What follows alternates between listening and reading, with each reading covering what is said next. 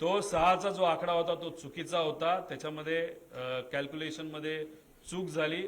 तो जो main report असतो की किती लोक त्या विमानामध्ये आहे तो रिपोर्ट आमच्याकडे आहे. त्यामुळे उगाच दाखवायचं आणि प्रेझेंटेशन लांबवायचं म्हणून नको त्या गोष्टी याच्यामध्ये दिलेल्या नाहीत. त्यामुळे त्या 6च्या आकड्याला कुठंच काही महत्व नाही.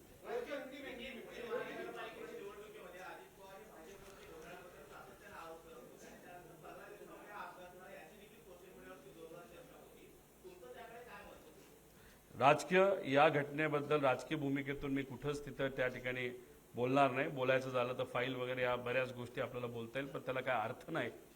कारण सरकारमध्ये असणारे सर्व नेते जे आज सत्तेत आहेत त्यांची सुद्धा नक्कीच इच्छा असावी ही घटना घडली कशी आणि उद्या घडू नये याच्यासाठी सुद्धा त्यांनी काय करावं या बाबतीत लक्षात इथं घ्यावे. अभी हिंदी में अभी एक बहुत बड़े प्रेजेंटेशन के माध्यम से लोगों के सामने अजीत दादा पवार उनका जो एयरपोर्ट विमान का जो एक्सीडेंट हुआ था वो कैसे हुआ, कितने टाइम में हुआ, उसके कुछ टेक्निकल डिटेल्स वहां पे हमने दिए थे. अभी बहुत ज्यादा डिटेल में अभी बात नहीं कर पाऊंगा, लेकिन इसमें 3 विषय है. एक तो जो वीएसआर नाम की कंपनी है वो जिस तरीके से ऑपरेट करती है उसमें बहुत सारी इश्यूज है. बहुत सारे शॉर्टकट्स ये कंपनी वहां पे इस्तेमाल करती है. मेंटेनेंस में बहुत सारे इश्यूज है. त्यामुळे ये विषय में इन्वेस्टिगेशन करते वक्त वीएसआर इस कंपनी को प्रॉपरली इन्वेस्टिगेट करने की जरूरत है. यूरोपियन जो एविएशन एक एजेंसी है उन्होंने वीएसआर को बैन किया है. उनका जो भी ऑपरेटिंग लाइसेंस है यूरोप का वो कैंसिल किया गया है और उस तरीके का नोटिस डीजीसीए को भी दिया है. ये कब के एक्सीडेंट के लिए? 2023 के एक्सीडेंट के लिए. लेकिन अभी तक डीजीसीए ने कोई भी वहां पे एक्शन नहीं ली और वीएसआर के माध्यम से भी अभी तक यूरोपियन एजेंसी को इंफॉर्मेशन दी नहीं गई. और 2023 में जो मुंबई में एक्सीडेंट हुआ था और दादा का जो एक्सीडेंट हुआ था वो सेम कंपनी के प्लेन थे. और जैसे कि बम्बार्डियर, लेयरजेट, शायद थोड़ा सा साइज में फर्क हो सकता है, लेकिन ऑपरेटर कौन था? तो वो वीएसआर ही वो ऑपरेटर था. अभी मुंबई में जो एक्सीडेंट वहां पे हुआ उसकी इंफॉर्मेशन और उसका इन्वेस्टिगेशन 2 साल तक अभी तक पूरा नहीं हुआ. अभी हमारी सरकार को विनती है कि वो इन्वेस्टिगेशन इमीडिएटली वहां पे बाहर आना इंपॉर्टेंट है. अजीत दादा का इन्वेस्टिगेशन भी जल्दी से जल्दी होना बहुत इंपॉर्टेंट है. 2023 का इन्वेस्टिगेशन अगर बहुत जल्दी होता था, उसमें से अगर त्रुटि या जो फ्लॉज है वो बाहर आते तो शायद अजीत दादा का ये एक्सीडेंट नहीं होता था.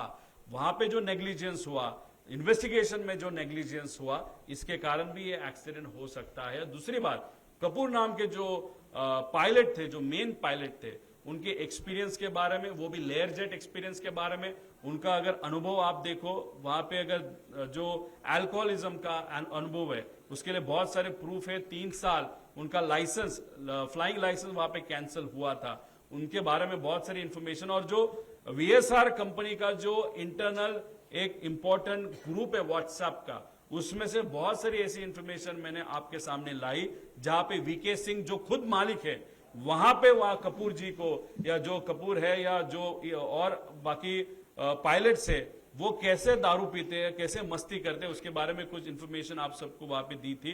दूसरी बात, जो पीआईबी पे इंफॉर्मेशन आप सबको प्रेस ब्यूरो पे, इंडिया ब्यूरो पे जो इंफॉर्मेशन वहां पे आई है वो इंफॉर्मेशन डीजीसीए ने वहां पे दी है. लेकिन अगर एटीसी का ट्रांसक्रिप्ट आप देखो तो टाइमिंग में बहुत बड़ा फर्क वहां पे दिख रहा है. इसलिए इन्वेस्टिगेशन जो हो रहा है उसमें प्रॉपर इन्वेस्टिगेशन नहीं हो रहा, ऐसे हम सबका कहना है. बारामती में सामने और पीछे एक ही जो लैंडिंग स्ट्रिप है, एक साइड को जो ऊंची है उसको 11 नंबर कहा जाता है और जो फ्लैट है उसको 29 नंबर कहा जाता है.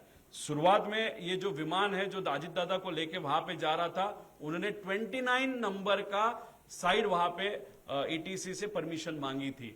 वहां पे आगे सन भी नहीं था और फ्लैट लैंड था, वो लैंड हो सकते थे, लेकिन अचानक से उन्होंने 11 का लैंडिंग वहां पे मांगा. फिर उन्होंने टर्न अराउंड लिया, वापस 29 का मांगा, वापस कैंसिल किया, वापस 11 का वहां पे मांगा. वहां पे अनफॉर्चुनेटली थोड़ा सा हायर सेक्शन होने के कारण वहां पे एक्सीडेंट हुआ था. दूसरी बात, जो अगर ट्रांसक्रिप्ट आप देखो जो एटीएस का है उसमें टाइमिंग और उसमें जो भी वहां पे बताया गया है उसका अगर कैलकुलेशन अगर आप करो, और जो सैटेलाइट से ये प्लेन कनेक्ट होता है उसका ट्रांसपॉन्डर 1 मिनट पहले बंद किया गया था, तो 1 मिनट पहले तक प्लेन की हाइट, स्पीड, लेंथ और उसका alignment to the landing strip was okay.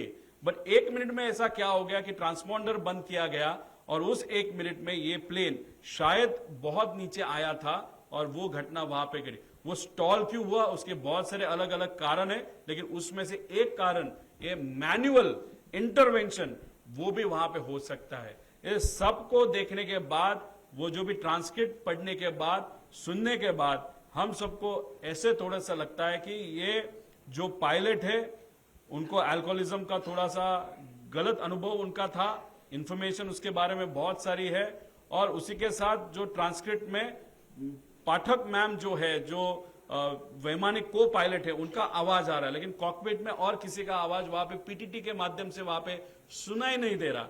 तो उसमें वो पायलट क्यों नहीं बात कर रहा, और एंड का अगर संभाषण अगर आप देखो या कॉन्वर्सेशन आप देखो तो पाठक मैम वहां पे ओ शिट मतलब जनरली मेरे मेरे बोला जाता है ओ शिट, क्योंकि जब आपको डेथ आपके सामने दिखती है तब आपका दिमाग नहीं चलता, आपके मन में जो है वो बाहर आता है। ऐसे वो कॉमन मैन की तरह वो जो पाठक मैम है उनके माध्यम से वो आवाज तो निकला, लेकिन हमारे मेन पायलट जो थे उनके माध्यम से एक भी आवाज वहां पे नहीं आई।